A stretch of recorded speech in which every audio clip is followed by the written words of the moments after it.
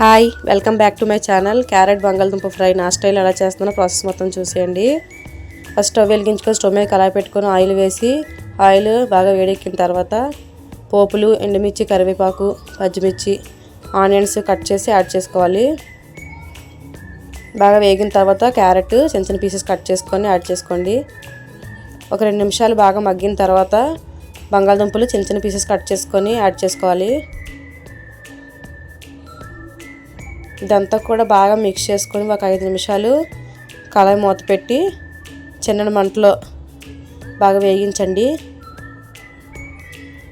తర్వాత కొంచెం పసుపు, 2 స్పూన్లు సాల్ట్, కారం కొంచెం యాడ్ చేసుకొని కొంచెంసేపు మగ్గించండి. ఒక 10 నిమిషాలు మగ్గిన తర్వాత స్టవ్ ఆఫ్ చేసుకుంటే క్యారెట్ బంగాళదుంప ఫ్రై రెడీ.